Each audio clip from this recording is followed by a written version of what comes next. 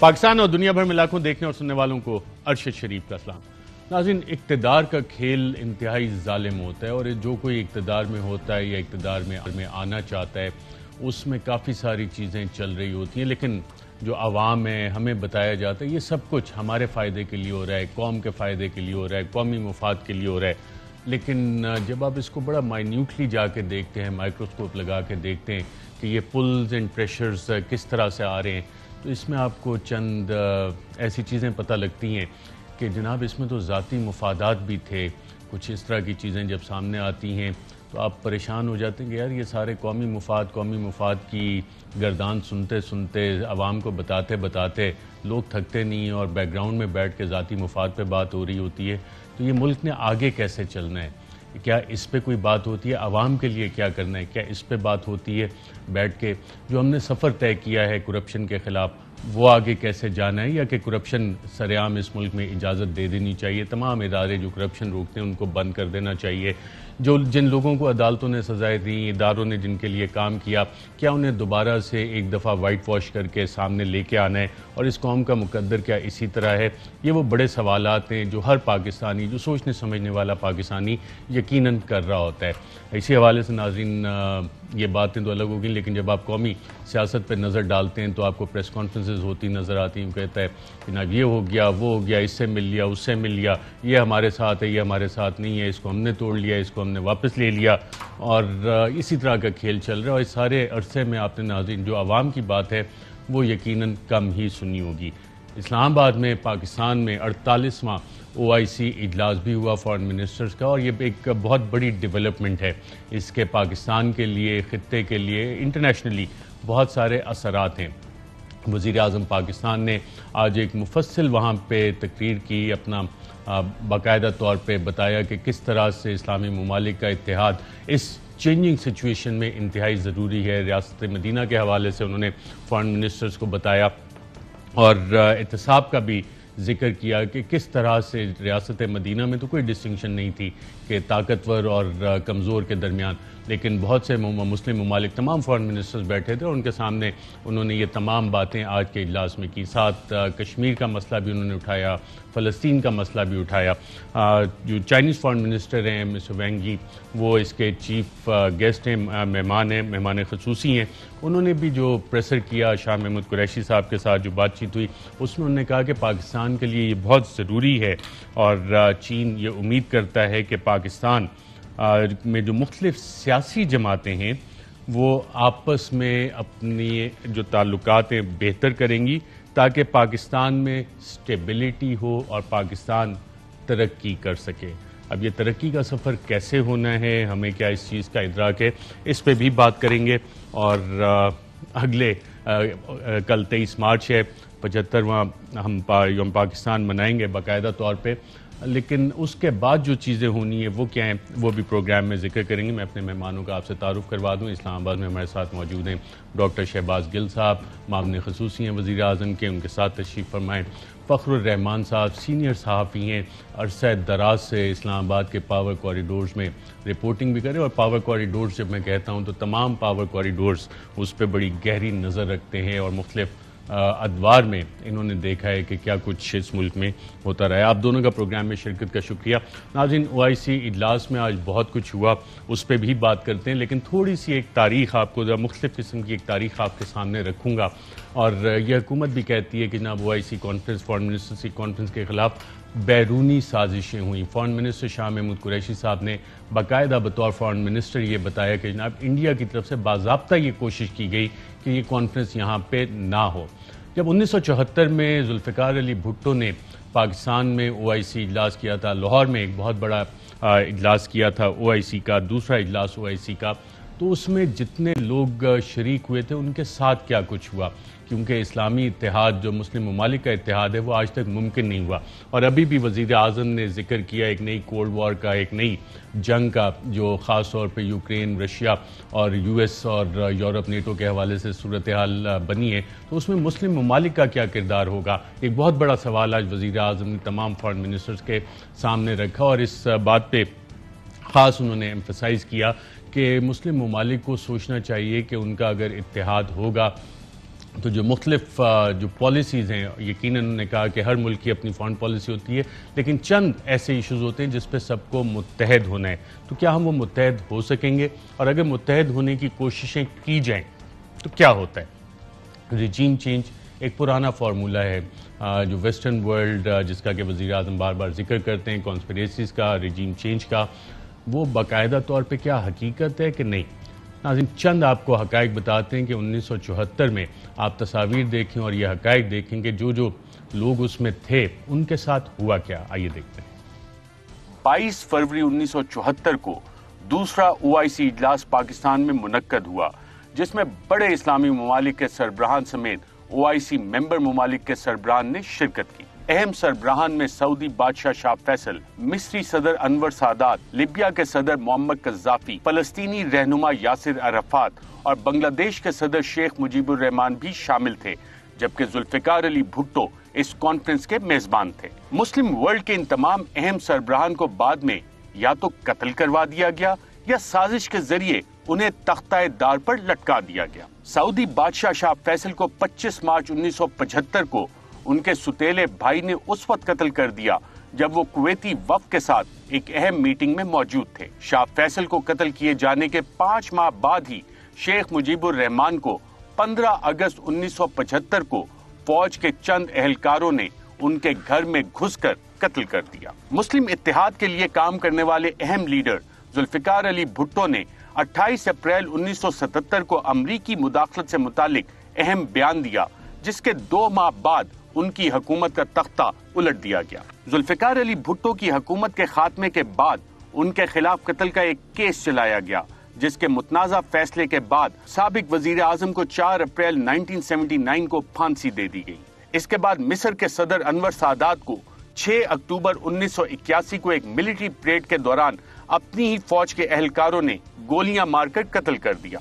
फलस्तीनी रहनुमा यासिर अरफ़ात को इजरायली खुफिया एजेंसी के जरिए मुबैना तौर पर जहर दिया गया, जिसके बाद 11 नवंबर 2004 को उनकी मौत वाक़ई हो गई। 20 अक्टूबर 2011 को नेटो ने मोहम्मद कज़्ज़ाफ़ी के कॉन्वॉय पर हमला किया, जिसमें मोहम्मद कज़्ज़ाफ़ी जख्मी हो गए, जिसके बाद बागियों ने मोहम्मद कज़्ज़ाफ़ी को ढूंढ लिया और तशद्दुद के बाद उन्हें कत्ल कर दिया गया। ये नाज़रीन तारीख के चंद हक़ाइक़ थे और पाकिस्तान इस दफ़ा 48वीं OIC कॉन्फ्रेंस, फॉरेन मिनिस्टर्स की कॉन्फ्रेंस, उसकी मेज़बानी कर रहे हैं। वफाकी वज़ीर बराए मनसूबाबंदी असद उमर साहब वो क्या कहते हैं कि क्या कोई साजिश हो रही है? आइए देखते हैं। इस वक्त पाकिस्तान के अंदर जो सियासत के अंदर हो रहा है, तो इसके ऊपर इस पे सिर्फ पाकिस्तान के अंदर मुहर्रिकात नहीं है, इसके बाहर से भी ताने बाने मिल रहे हैं। वो भी पाकिस्तानी कौम समझ गई है और वही वो जो कौमी मोबिलाइजेशन इसके बैरूनी साजिश के भी सबूत मौजूद हैं आपके पास? मेरे ख्याल में तो इसमें कोई शक ही नहीं है कि आपको गैर मुल्की यहाँ पे मुदाखलत नजर आ रही है, इसमें तो कोई शक नहीं। एविडेंसेस क्या है? गैर मुल्की फंडिंग इसमें शामिल है, OIC को सैबोटाज करने की जो इंडियन कोशिशें थी, जो वजीर खारजा शाह महमूद बतौर फॉरेन मिनिस्टर कहते हैं कि बिल्कुल फॉरेन ऑफिस ये कहता है, वो सबूत भी मौजूद हैं या कि सिर्फ बयानात हैं? नहीं सर, ये बिल्कुल ब्लैक एंड व्हाइट के अंदर सबूत भी मौजूद हैं। वज़ीर आज़म जिस वक्त समझेंगे, मौजूद समझेंगे, तो वो कौम को कॉन्फिडेंस में भी ले सकते हैं, अगर वो चाहें और जब वो चाहें तो वो भी हो सकता है। लेकिन ये ब्लैक एंड व्हाइट के अंदर हमें पता है, बाकायदा डॉक्यूमेंटेड तरीके से हमें पता है कि इस वक्त बड़ी दिलचस्पी है पाकिस्तान की अदम एतमाद की तहरीक के अंदर।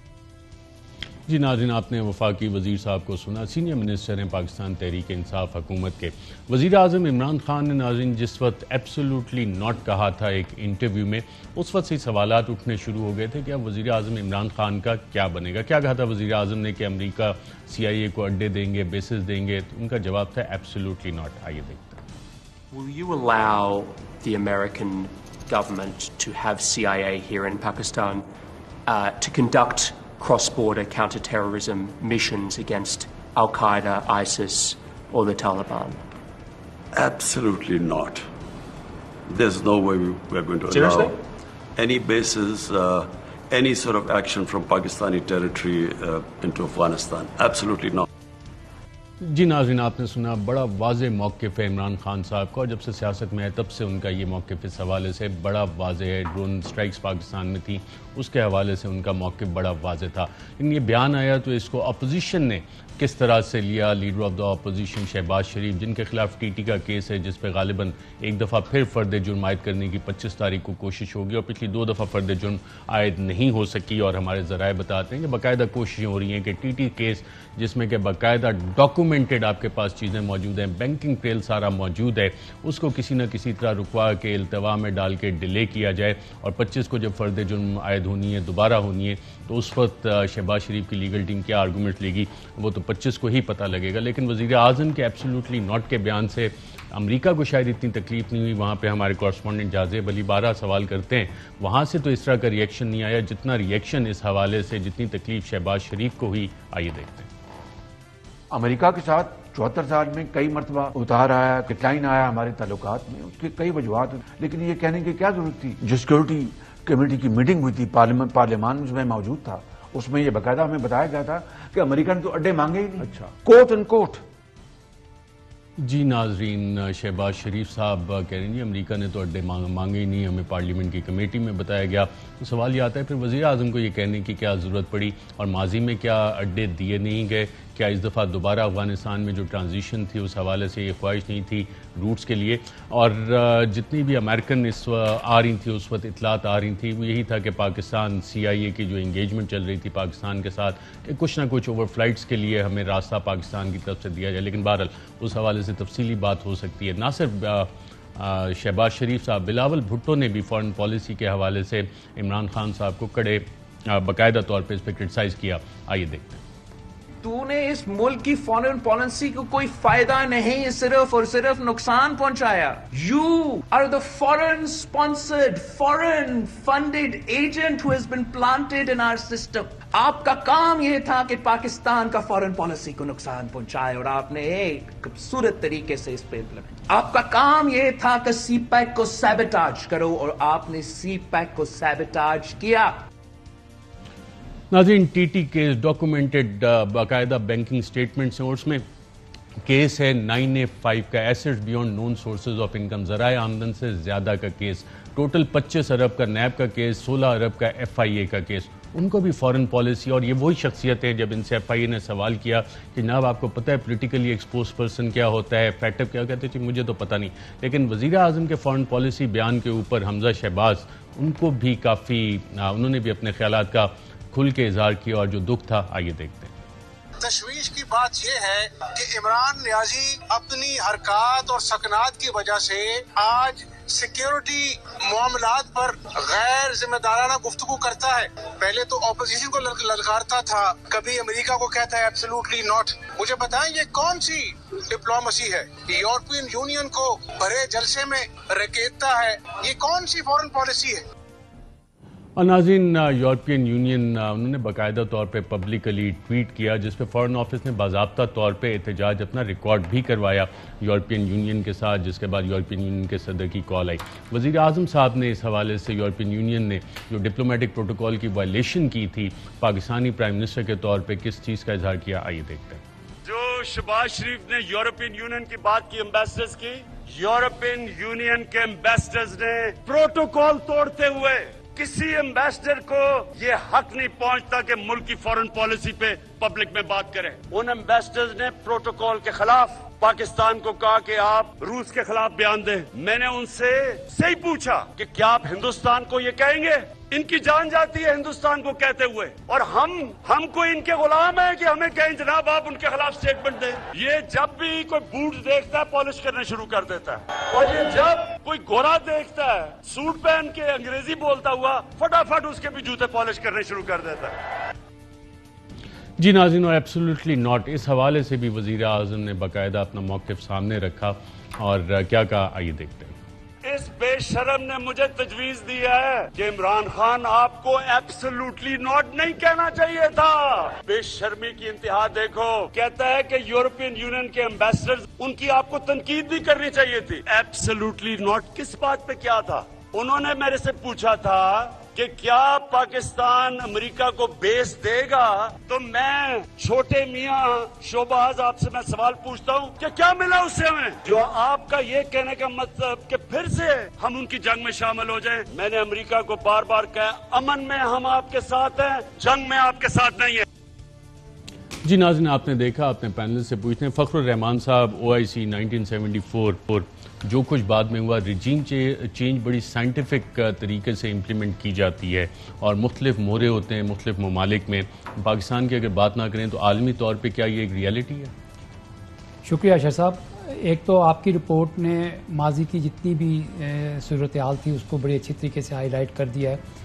इसमें जो मौजूदा सूरत हाल है, मेरे ख्याल में वज़ीर-ए-आज़म इमरान खान साहब को जो है वो आज से कई महीने पहले जो है ना इस बात का इदराक हो गया था कि आइंदा चंद अरसे में क्या होने जा रहा है, जिसकी वजह से उन्होंने कहा था कि 3 महीने बड़े क्रूशल हैं। ये खबर गुमन के साथ इंटरव्यू में भी, जो कि सब अखबारात ने रिपोर्ट भी जी हाँ बिल्कुल। अब आप देखें ना कि पाकिस्तान जो है वो फैटफ की लिस्ट के ऊपर है, ग्रे लिस्ट में। पाकिस्तान ने 34 में से 32 शराइत मुकम्मल भी कर दी, फिर भी पाकिस्तान वहाँ पर मौजूद है। दहशतगर्दी के खिलाफ जंग में जो है पाकिस्तान ने इतनी कुर्बानियाँ दी, पाकिस्तान की मईशत कहाँ पे आ गई। कोरोना का बुरान आया, पाकिस्तान में उस बुरान से सामने आया, हुकूमत ने बहुत अच्छे इकदाम किए जिसके अंदर गरीब का ख्याल किया। अब यहाँ पे बात हो रही है माली खुद मुख्तारी की, माशी खुद मुख्तारी की।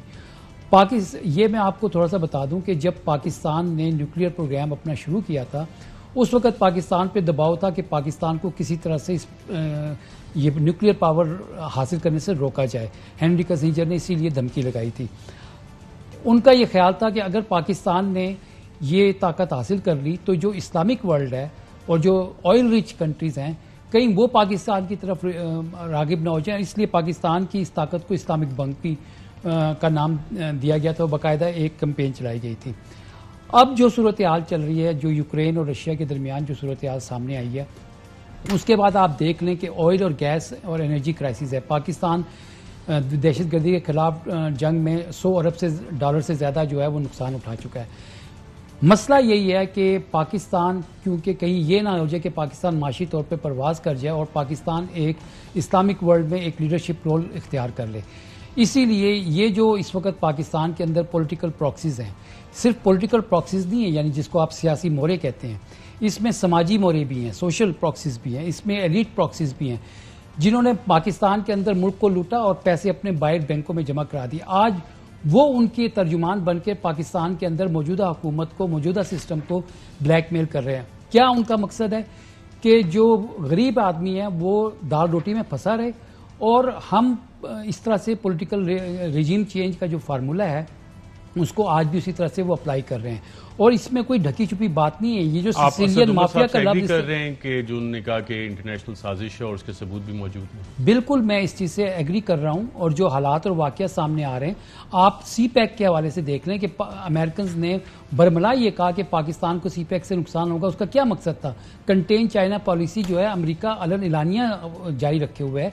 पाकिस्तान फॉरेन मिनिस्टर OIC में president, Muslim bloc, Russia, China, US, NATO, कोई पॉलिसीज भी चेंज हो रही हैं ग्लोबली? जी बिल्कुल। आप ये देखें कि आज जो सबसे इम्पोर्टेंट मैसेज था वो ये था कि ब्लॉक ऑफ पीस, यानी चाइना भी मईशत की बात कर रहा है और हम भी मईशत की बात कर रहे हैं। हम भी जो चाहते हैं कि जिसका फ़लसफ़ा जो था आज से 1400 साल पहले आप सल्लल्लाहु अलैहि वसल्लम में दिया था, रूल ऑफ लॉ की बात हो रही है, एहतिसाब की बात हो रही है, हर चीज़ हो रही है। उसी इस्लामिक फ़िलासफ़ी को लेकर अल्लामा इकबाल ने अपनी किताब रिकन्स्ट्रक्शन ऑफ इस्लामिक थॉट में ये बात जिक्र की थी कि जो मगरबी माशरा जो है उसने इस्लाम की वो तमाम जो ह्यूमैनिटी के चार्टर जो थे वो सारे अपनाकर, प्रिंसिपल्स को अपनाकर, आज वज़ीर-ए-आज़म ने स्कैंडिनेवियन कंट्रीज़ में जो कुछ हो रहा है और जो उन्होंने इम्प्लीमेंट किया वो सारी चीज़ें बताई। डॉक्टर शहबाज गिल साहब, 1974 के बाद दोबारा इस्लामी ममालिक को इकट्ठा करने की कोशिश की जा रही है। वज़ीर-ए-आज़म इस्लामी ममालिक के लीडर के तौर पे उभर के सामने आ रहे हैं। तारीख अपने आप को दोहराती नज़र आ रही है आपको? बिस्मिल्लाहिर्रहमानिर्रहीम। अर्शद साहब देखिए, पूरी दुनिया में इंडिपेंडेंस जो होती है और इंडिपेंडेंट थॉट्स होते हैं उसकी कीमत अदा करनी पड़ती है। वो भले आप अपनी निजी ज़िंदगी में करें, भले एक गांव में रहने वाला एक गरीब आदमी वहाँ के चौधरी की जो साम्राज्य है उसे कबूल ना करे और वो इंडिपेंडेंट बात करे, भले आप एक मुल्क के तौर पर पूरी दुनिया के अंदर अपनी इंडिपेंडेंट शख्स को सामने रखना चाहें, प्राइस तो होती है। हमारा प्रॉब्लम क्या है एज अ कंट्री, हमारा डायलेमा ये है, हम इंडिपेंडेंस चाहते हैं, उसके साथ प्राइस टैग नहीं लेना चाहते। हमारे यहाँ इसीलिए हमारे यहाँ जो बौने लीडर पैदा हुए हैं, अनफॉर्चुनेटली जैसी कौम होती है वैसे ही लीडर पैदा होते हैं। ये हादसा तो बहुत कम होता है कि कौम बहुत ही पुअर सोचती है और लीडर बहुत बड़ा आ जाए। ये तो अल्लाह की तरफ से तोहफा होता है। नॉर्मली तो जैसी कौम होगी वैसे लीडर निकलेंगे। अमेरिका के अंदर जिस तरह की कौम है उसी तरह के लीडर निकलते हैं। जर्मनी में जिस तरह की कौम है उस तरह के लीडर निकलते हैं। हमारे यहाँ ये बौने लीडर इसलिए निकले कि हम आसानी चाहते हैं हर चीज़ में। हम जो हमारे अजदाद का एक तरीका था, जो रियासत मदीना नबी करीम सल्लल्लाहु अलैहि वसल्लम ने बनाई थी, वो आसानी से नहीं बनी थी, बड़े मुश्किल हालात में से गुजर के बनी थी। हम मुश्किल बर्दाश्त नहीं करना चाहते, लेकिन हम अपनी इंडिपेंडेंस चाहते हैं। अब आप अगर इन स्टेटमेंट्स को देख लें जो इन सब ने दी, हमजा ने, शहबाज शरीफ ने, इन सब ने। अब शहबाज शरीफ ये चाहते थे कि जब अमरीकी जर्नलिस्ट पूछे कि आप अड्डे देंगे, आपको बड़ी अच्छी तरह से पता है जब रशिया के अंदर 1980s के अंदर ओलंपिक्स का बाइकआउट किया था अमेरिका ने और उनके तमाम अतहादियों ने, तो CNN ने वहां पर जाके, अमेरिकी चैनल ने वहां जाके गुडविल गेम्स के नाम से एक ओलंपिक्स शुरू करा दी थी। और वो तब तक रही जब तक रशिया के बारे में जो उनके ऑब्जेक्टिव्स थे वो पूरे नहीं हो गए। तो बहुत सारे सवालात, बहुत सारी जो फॉरेन पॉलिसी की पिच है वो आप मीडिया भी सेट करता है, मीडिया के थ्रू भी बंदे को भांपते हैं। आप वहां भी उससे सवाल करके पूछते हैं कि ये कितनी स्पेस दे रहा है। एक अमेरिकी जर्नलिस्ट बैठा है सामने आपके, वो प्राइम मिनिस्टर से सीधा बगैर मिन्सिंग हिज वर्ड्स पूछता है। ये नहीं कहता आप कोलैबोरेशन करेंगे अमेरिका के साथ कि नहीं करेंगे, आप अमेरिका के साथ मिलके जो है वो वॉर अगेंस्ट टेरर लड़ेंगे कि नहीं, कोई ऐसी बात नहीं कर रहा। वो सीधा पूछ रहा है कि अगर अमेरिका का जो फौज है वो पाकिस्तान से बैठ के हमला करना चाहे या ऑपरेशन करना चाहे अफगानिस्तान में, तो आप अपने अड्डे देंगे। अब अगर तो शहबाज शरीफ साहब जैसा बुज़दिल आदमी होता, उसने सीट के और नीचे हो जाना था। जानते हुए जब ये सवाल पूछा जा रहा था, अब हमें तो नहीं पता था ये सवाल पूछा जाएगा, तो कैमरे के पीछे मैं बैठा हुआ था, तो आई कुड सी के खान साहब ने सोचा नहीं लंबा, उन्होंने वो बात कही जो उनके दिल की थी, जो हमें कहते हैं बतौर कि अपनी इंडिपेंडेंस के लिए खड़े हो। पॉलिटिकल कम्युनिकेशन के मुशीर, आप समझते हैं कि वजीर आजम के मसाइल उस दिन के बाद से शुरू हुए? जी, ये 9 महीने हैं। ये 19 जून का दिन था और मैंने उसी दिन अपनी डायरी में लिखा था ये दिन, क्योंकि मैं अमेरिका में 13 साल रहा हूं और मुझे पता है वो सोसाइटी कैसे वर्क करती है। मुझे ये भी पता है कि वो खुददार लोगों को पसंद करते हैं। मुझे ये भी पता है कि वो रशिया जब वजीर आजम जाए थे उस वक्त भी बताया गया कि आपको इसकी कॉस्ट देनी पड़ सकती है। मैं इसमें नहीं जाता, ये फॉरेन ऑफिस को बात करने दूंगा मैं। ये आपने मेरा पर्सनल ओपिनियन लिया तो मैंने आपको बताया कि जिस दिन प्राइम मिनिस्टर ने एब्सोल्युटली नॉट कहा था, मुझे अमेरिका में एक ऐसा शख्स जिसने 12-13 साल वहां गुजारे और एक ऐसा शख्स जो पाकिस्तान को भी बहुत अच्छी तरह से जानता है, यहां सारी जिंदगी बाकी गुजारी, मुझे उस दिन पता चल गया था कि अब कीमत ना सिर्फ उनको, मुझे यह पता था कि अब उनके इर्द गिर्द के लोगों को भी कीमत चुकानी पड़ेगी, क्योंकि फिर जब कीमत होती है तो फिर आप सभी को देखते हैं जैसे। लेकिन जाहिर बात है सबसे बड़ी कीमत तो प्राइम मिनिस्टर इमरान खान ने चुकानी है। और आप देखें कि 9 महीने के अंदर अंदर क्या कुछ नहीं बदल गया। वही बिलावल कह रहा है, उनकी आपने स्टेटमेंट सुनाई कि ये फॉरेन एजेंट है, फॉरेन फंडिंग है। शहबाज शरीफ कह रहा है कि यूरोपीय यूनियन को, उनका बेटा कह रहा है कहने की क्या जरूरत थी। भाई आप हमें बता दें कोई रिश्तेदारी है आपकी यूरोपीय यूनियन से, अगर है तो फिर यूरोपीय यूनियन से हमें पूछ दें। वो रशिया से गैस खरीद सकते हैं, हम ईरान से नहीं खरीद सकते। रूस के साथ उनकी इस टाइम लड़ाई हो रही है यूरोप पूरे की, लेकिन रोज की $200 मिलियन की गैस खरीद रहे हैं। हम महंगी गैस खरीदें, हम साथ ईरान से, हमारा मजहब है कि हम बहुत सारी पर्शियन के वर्ड्स हैं हमारी लैंग्वेज के अंदर, हमारी बहुत सारी सकाफत एक दूसरे से मिलती है, सरहद मिलती है, जोग्राफिकली क्लोज है, हमें आधी कीमत पे वो गैस पड़ेगी। अगर हम नहीं ले सकते लेकिन आप ले सकते हैं, तो ये गुलामी जो है ये आप कब करते हैं? जब आपकी कोई रकम किसी के नीचे लगी हुई हो, आपकी कमेटी किसी के नीचे लगी हुई हो, आपकी आजादी किसी के नीचे लगी हुई हो। अब ये जो फॉरेन एजेंट का ताना दे रहे हैं बिलावल साहब, सब किताबें भरी पड़ी हैं कि इनकी वालदा शहीद ने, इनके वालिद ने जो लूट मार करके सारा पैसा है वो अमेरिका में कितना रखा हुआ है, यूके में कितना बात करते हैं नाज़रीन। और जो रिजीम के इंस्ट्रूमेंट्स होते हैं उसमें दिखाया जाता है कि सीधे हाथ में आपको ये प्लान नज़र आते हैं, लेकिन उल्टा हाथ जो कार्रवाइयाँ डाल रहा होता है, जो नज़र नहीं आता, वो भी उसी के इंस्ट्रूमेंट्स होते हैं रिजीम चेंज के। और एक सज्जी दिखा के जिसको कहते हैं खब्बी मारना, वो सारे काम, वो सारे इंस्ट्रूमेंट्स वहाँ पे जो थर्ड वर्ल्ड कंट्रीज़ होती हैं, अंडर डेवलप्ड कंट्रीज़ होती हैं, वहाँ पे तमाम ये किरदार फिर अपने आकाओं के लिए अदा करते हैं। वफ़ा लेते हैं नाज़रीन, वफ़े के बाद दोबारा खिदमत में हाजिर होते हैं। वेलकम बैक नाज़रीन। कावे मुसावी ब्रॉडशीट के सीईओ, उनका एक बयान आया सामने, साथ एक खबर भी उस हवाले से बताई गई और तकरीबन 75वीं दफ़ा नवाज शरीफ साहब, शहबाज शरीफ ने कहा एक दफ़ा फिर सुरखरू हो गए। जी हाँ, वो शख्सियत जिसको सुप्रीम कोर्ट ऑफ पाकिस्तान बाकायदा तौर पर नाअहल कर चुकी है, अकाउंटेबिलिटी कोर्ट उन्हें मुजरिम साबित कर चुकी है, उनको आज शहबाज शरीफ ने फिर कहा कि जी सुरखरू हो गए।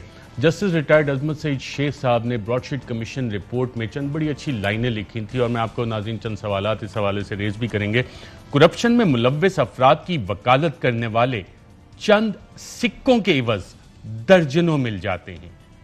मैं ये सोचता हूं कि क्या ये रुझान कदीम कबाइलियत या इखलाकी दिवालियापन की बिगड़ी हुई शक्ल की अक्कासी करता है, या ऐसे लोग महज मेज पर पड़े चंद टुकड़ों के हसूल के लिए दुम हिलाते, मुंह खोले खड़े रहते हैं कि शायद चंद टुकड़े उनको भी मिल जाएं। ये जो भी है, मैं यहां किसी की कही बात का हवाला दूंगा कि जब मैंने करप्शन देखी तो इस बात ने मुझे मजबूर किया कि मैं अपने बलबूते पर ही सच को तलाश करूं। मैंने मुनाफिकत को कबूल नहीं किया। जी हां, मैंने मुनाफिकत को कबूल नहीं किया। ये जस्टिस रिटायर्ड अजमत सईद शेख साहब ने ब्रॉडशीट कमीशन में लिखा। नाज़रीन, हुकूमत पाकिस्तान बाकायदा तौर पे 21 मिलियन डॉलर आप देख रहे हैं।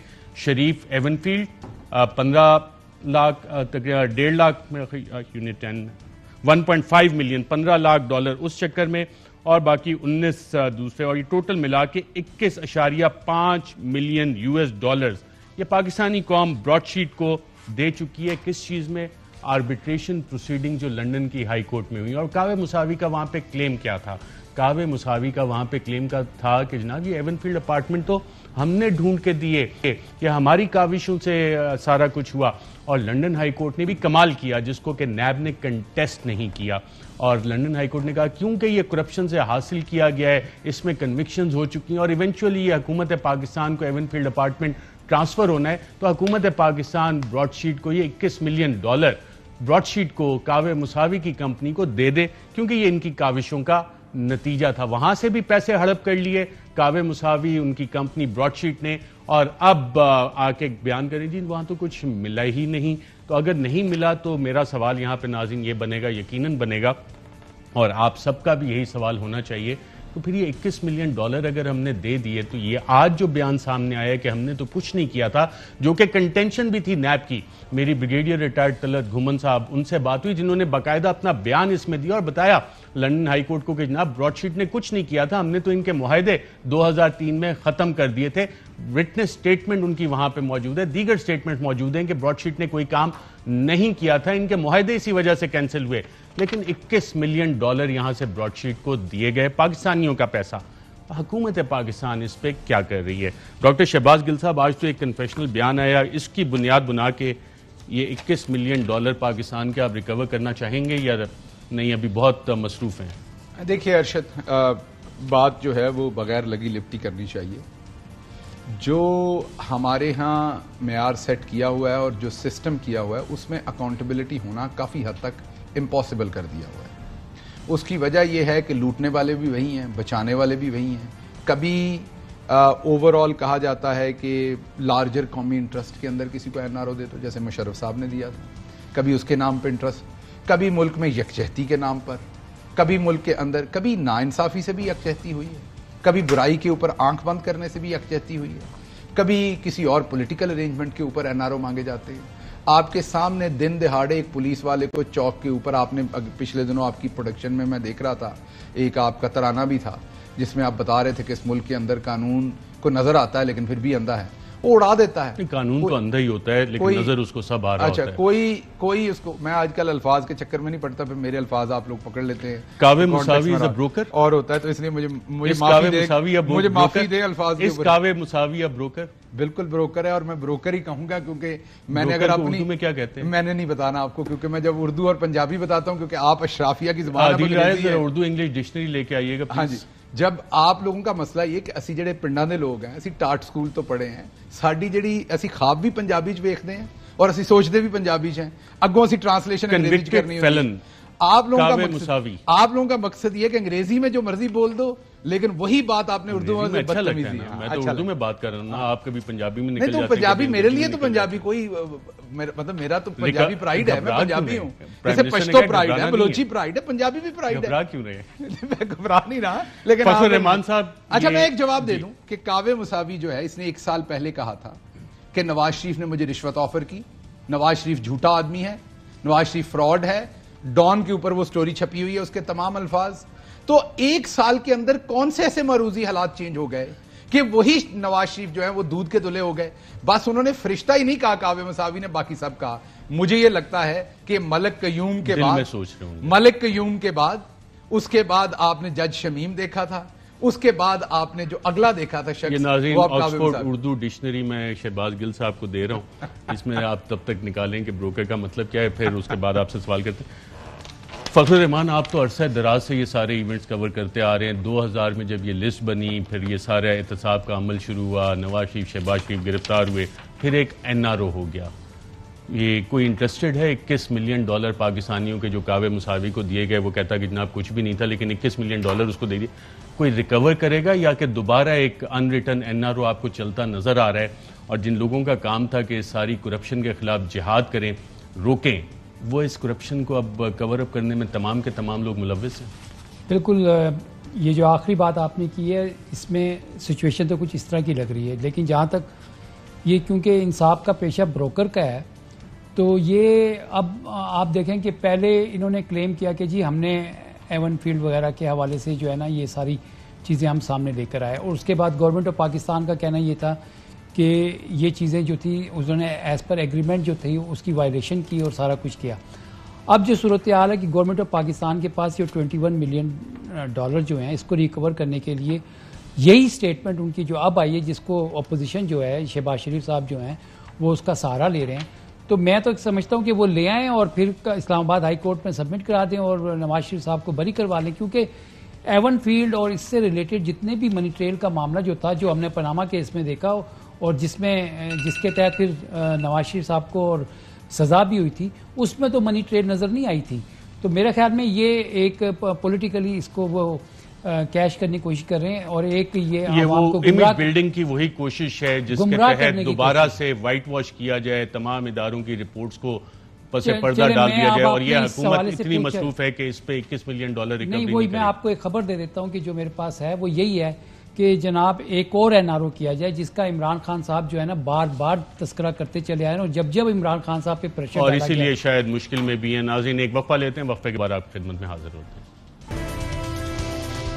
वेलकम बैक नाज़रीन, हमने आपको वो दस्तावेजात दिखाए जिसके तहत एवन फील्ड अपार्टमेंट और शरीफ खानदान के दीगर एसेट्स के हवाले से पाकिस्तान $21 मिलियन ऑलरेडी कावे मुसावी को दे चुका है। तलत घुमन साहब का ये एफिडेविट इन्हीं आर्बिट्रेशन प्रोसीडिंग में बाकायदा तौर पे स्टेटमेंट उनकी एविडेंस का हिस्सा है, और इसमें वो बाकायदा तौर पे लिखते हैं। एक तो इसहाक डार का भी हवाला दिया उन्होंने कि इसहाक डार ने जो अपनी स्टेटमेंट दी थी, उसका मैं थोड़ा बैकग्राउंड आपको बता दूं कि जब इसहाक डार से नाज़रीन स्टेटमेंट ली गई थी तो चंबा हाउस में ये मौजूद थे, और उस वक्त जिन साहब को इन्होंने स्टेटमेंट दी उनके लिटरली ये पाँव पड़े, और मेरी उन साहब से बात हुई, उन्होंने कहा इन्होंने बाकायदा मेरे पाँव में गिर के गिड़ाए, कहा कि मुझे इससे अलग करें, मैं सारी चीज़ें लिख के देता हूँ। उन साहब ने बताया कि जी मैंने कहा कि आप सोच लें, 2 घंटे इनको वक्त दिया, कहते नहीं मैं शरीफ खानदान की तमाम करतूतें बताऊँगा, और फिर मैंने कहा कि फिर आप सोच लें, तो इन्होंने कहा नहीं जी मैंने फैसला कर लिया। कह रहे 2 घंटे बाद फिर मैंने चेयरमैन नैब को बताया कि जी इसहाक डार ये करें, और फिर इनका माफ़ीनामा हुआ।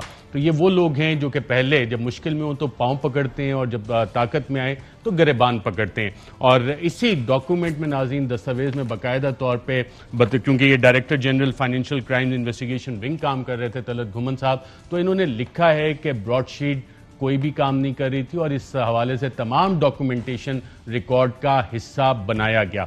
और उससे बड़ा सवाल ये कि वो एसेट जिसमें आज तक नवाज शरीफ वहाँ पे मौजूद हैं, वीज़ा एक्सपायर होने के बावजूद बरतानिया में मौजूद हैं, कोई और पाकिस्तानी वीज़ा एक्सपायर होने के बाद बरतानिया में मौजूद नहीं रह सकता, उनके हवाले से ये पेमेंट होगी। वही एवन फील्ड अपार्टमेंट वो इस्तेमाल भी कर रहे हैं और पाकिस्तान को लंदन की हाई कोर्ट ने पेनल्टी दी। ये भी वो टूल्स हैं थर्ड वर्ल्ड कंट्रीज़ के हवाले से जो इस्तेमाल होते हैं, और $21 मिलियन हमने दे दिया। आज वो कहते हैं लेके कि नहीं, नवाज शरीफ के हवाले से कुछ भी नहीं, वो तो सुरखरू है। आपको पता है अरशद साहब कि जब आप एक महकूम कौम रहे हों और आपने कभी अपनी आज़ादी की बात ना की हो, तो आपके ऐसे लोग जिन्होंने कत्ल करवाए हों उनको भी फिर बरतानिया के अंदर बिल्कुल पाक साफ के सर्टिफिकेट दिए जाते हैं, और जिनके वीजे एक्सपायर हों और झूठ बोल के गए हों, अदालत से एब्सकॉन्डर हो, वो भी शान से रहते हैं। अवाम को मैं ये कहना चाहता हूं कि 2023 का इलेक्शन हो या 2028 का, अगर तो इमरान खान से आपको तवक्कुआत हैं और आप कहते हैं कि पूरी तब्दीली लाए तो फिर 116 वोटें न दें, पूरा चस्का लेना है तो पूरे वोट दें। 21 मिलियन हमने दे दिया, आज वो कहता है जो 21 मिलियन लेके कि कुछ भी नहीं था। अरशद आखिरी बात, नहीं तो मकसूद चपरासी को फिर दबा के उसे वोट दें, ताकि मकसूद चपरासी को पैसे वापस आने चाहिए, बिल्कुल आने चाहिए। ये it's a very strong case against for Pakistan कि वो जाएं और जाके इस बंदे ने जिसने ये एसिड रिकवरी यूनिट वाले जो ब्रिगेडियर साहब बैठे हैं वो कुछ करेंगे, आपको लगता है इस पे? उनको करना तो चाहिए, ये उनकी जिम्मेदारी। कुछ करेंगे, इंशाल्लाह करेंगे। डॉक्टर जब तक इमरान खान बैठा है जंग रहेगी, लेकिन अगर लोगों ने इसका पूरा स्वाद लेना है तो फिर गुड़ पूरा पाओ। डॉक्टर शहबाज गिल साहब, फखरुर रहमान साहब प्रोग्राम में शिरकत की शुक्रिया। नाज़रीन, आज के प्रोग्राम में इतना इजाजत दीजिएगा। अहम तरीन खबरें अब एक क्लिक की दूरी पर, आपके पसंदीदा टॉक शोज हों या अहम मुल्की या गैर मुल्की शख्सियात की न्यूज कॉन्फ्रेंसेस, हर लम्हा बाखबर रहने के लिए सब्सक्राइब करें हमारा YouTube चैनल।